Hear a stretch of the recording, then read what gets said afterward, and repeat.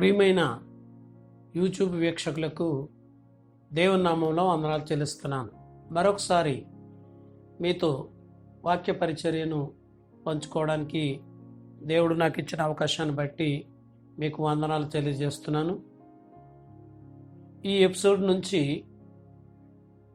సంగీత గానామృతాన్ని కూడా మీకు అందించాలని కోరుకుంటూ తమ్ముడు రవిశంకర్ను నేను అర్థించినప్పుడు ఆయన ప్రేమతో అంగీకరించినందుకు ఆయనకు కూడా వందనాలు తెలియజేస్తున్నాను.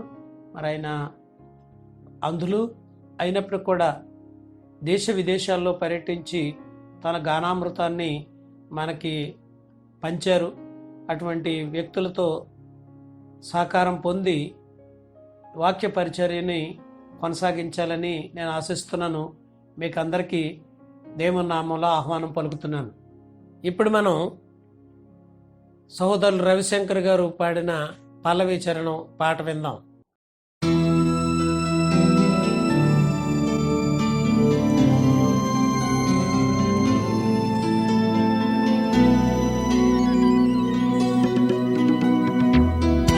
స్తుతించి పాడేదం స్తుతుల స్తోత్రార్హుడా, ఉత్సాహించి పాడేదం ఉదయ సాయంత్రము. స్తుతుల సింహాసనం మీదాసీనుడా, మస్తుతి ఆరాధనా నీకే చెల్లింతము. మస్తుతి ఆరాధనా నీకే చెల్లింతము. స్తుతించి పాడేదం స్తుతుల స్తోత్రార్హుడా, ఉత్సాహించి పాడేదం ఉదయ సాయంత్రము.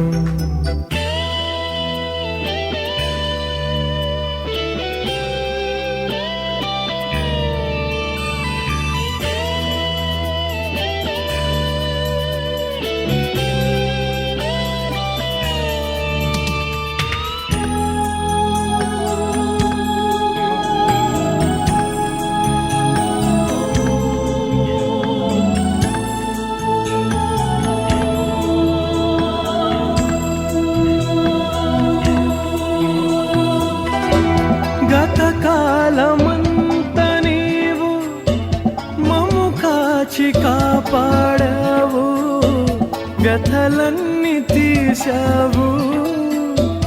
గతకాలమంత నీవు మమ్ము కాచి కాపాడావు, గతలన్నీ తీసావు.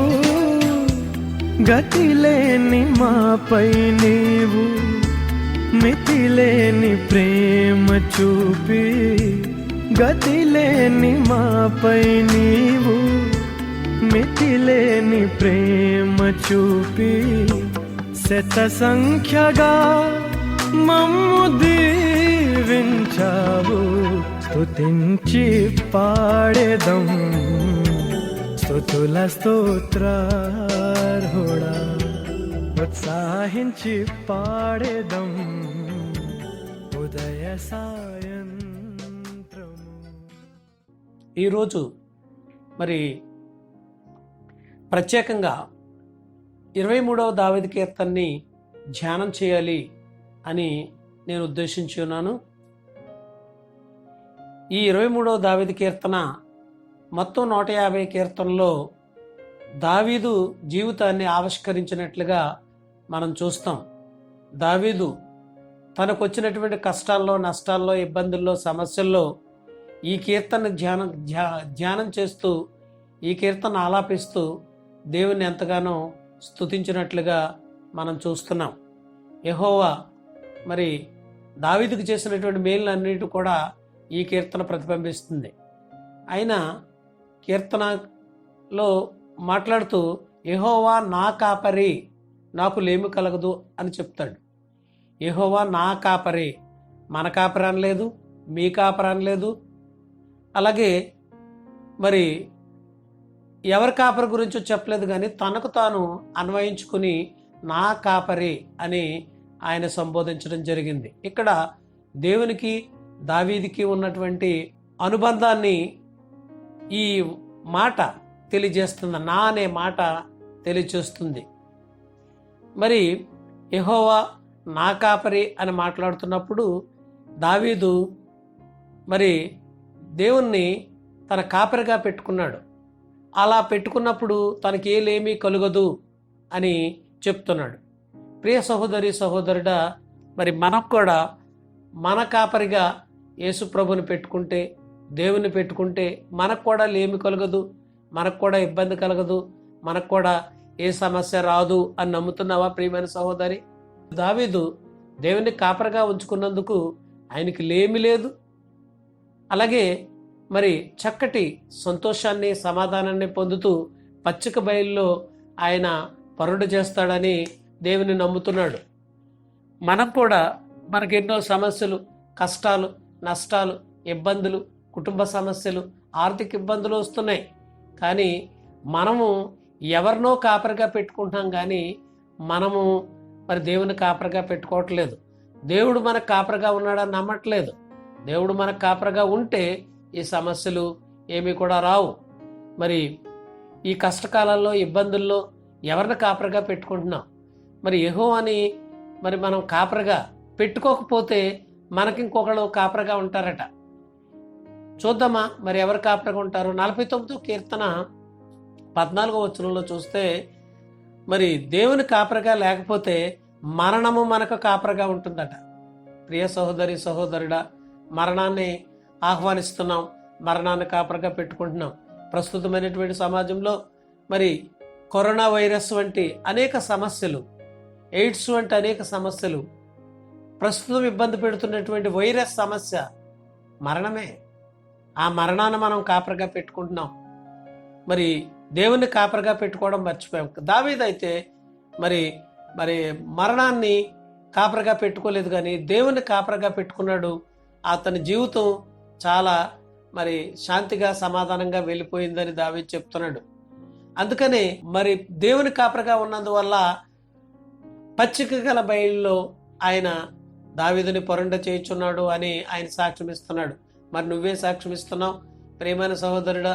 కష్టాల్లో, నష్టాల్లో, మరి అనేకమైనటువంటి ఇబ్బందుల్లో మరి ఉన్నావు అని, మరి దేవుని యొక్క కాపరిగా నువ్వు పెట్టుకోకపోతే ఇలాంటి సమస్యలన్నీ వస్తాయని గుర్తిస్తున్నావా? దావీదు శాంతికరమైన జలముల యొద్ద దేవుడు నన్ను పొరండి చేశాడని, నడిపిస్తున్నాడని చెప్తున్నాడు. మరి శాంతికరమైన జలములు అంటే సమాధానం, శాంతి. దావీదుకి మరి ఎన్నో కష్టాలు, నష్టాలు, ఇబ్బందులు వచ్చాయి. అనేక శత్రువుల్లో మరి ఎక్కడెక్కడో గుహల్లో దాక్కోవాల్సి వచ్చింది. ఆయన దేవుడు తనకు కాపరిగా ఉన్నాడు కాబట్టి శాంతికరమైనటువంటి జలాల్లో ఆయన నడిపించబడ్డాడు. మరి మనము కూడా దేవుని కాపరిగా పెట్టుకుంటే మనకు కూడా మరి దేవుడు నడిపిస్తాడు. అంతేకాకుండా యెషయా గ్రంథం 40వ అధ్యాయము 11వ వచనంలో చూస్తే, మరి మంచి గొర్రెల కాపరి నీకు ఆ గొర్రెల కాపరిగా వస్తాడు అని యెషయా ప్రవచించాడు. యెషయా గ్రంథం అంతా కూడా ప్రవచనాలతో కూడి ఉంది. అందువల్ల మరి 700 సంవత్సరాలకు ముందే, క్రీస్తు రాకముందే ఈ ప్రవచనం చెప్పడం జరిగింది. ఆయన మరి గొర్రెల కాపరిగా వస్తాడు అని యెషయా ప్రవచించడం జరిగింది.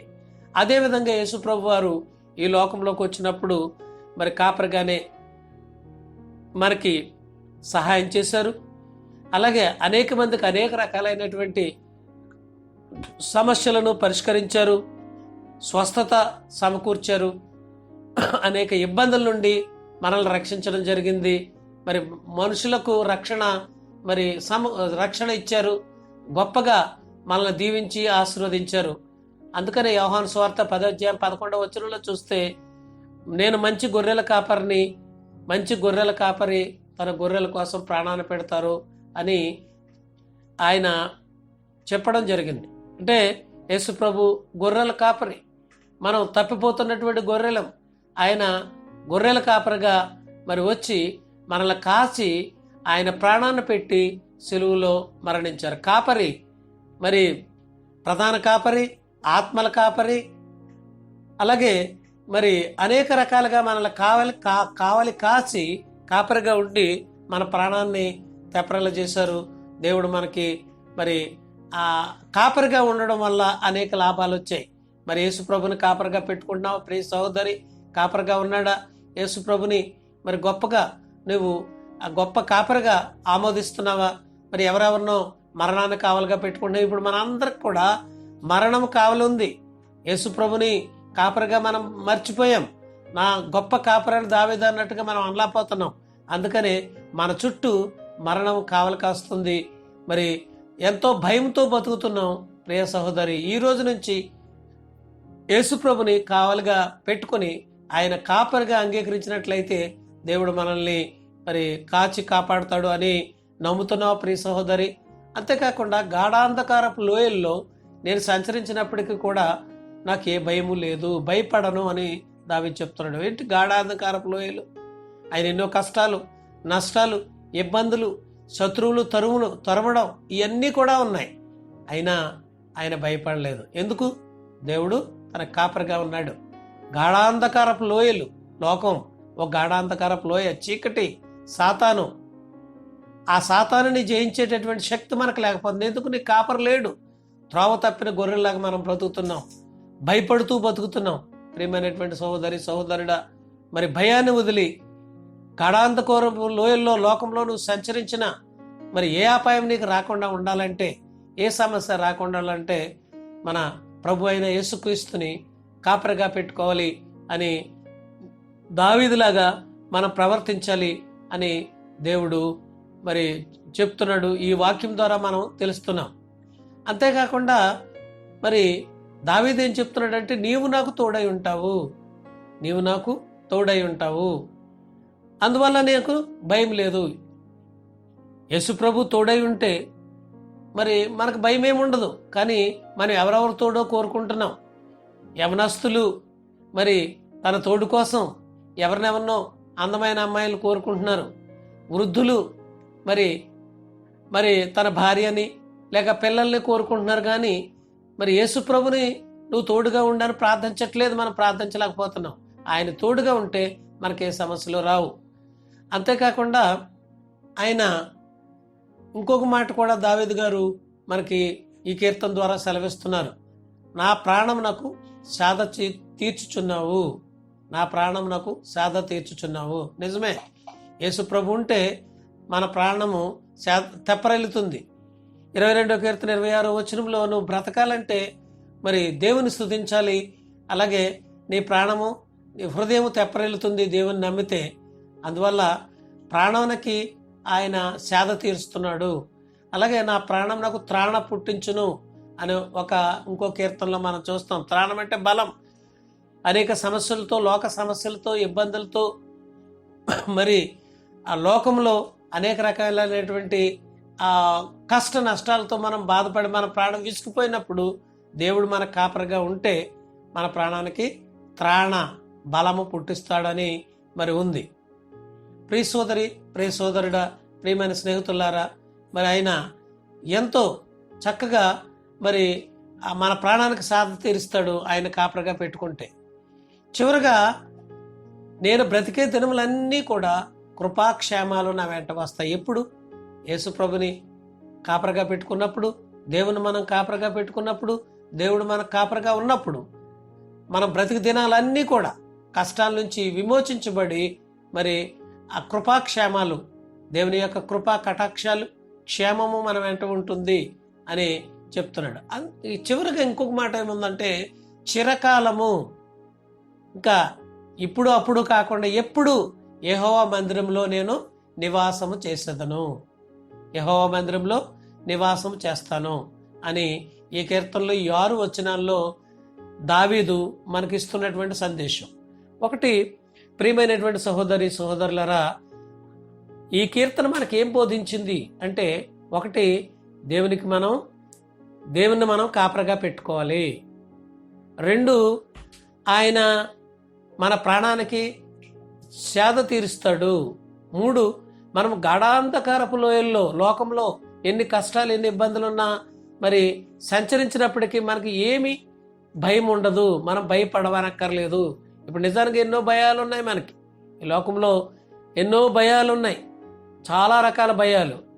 ఆ భయాలను పోగొట్టుకోవాలంటే, లోకమనే గాఢాంధకారపు లోయలో మనం సంచరించాలంటే మనం దేవుణ్ణి కాపరిగా పెట్టుకోవాలి.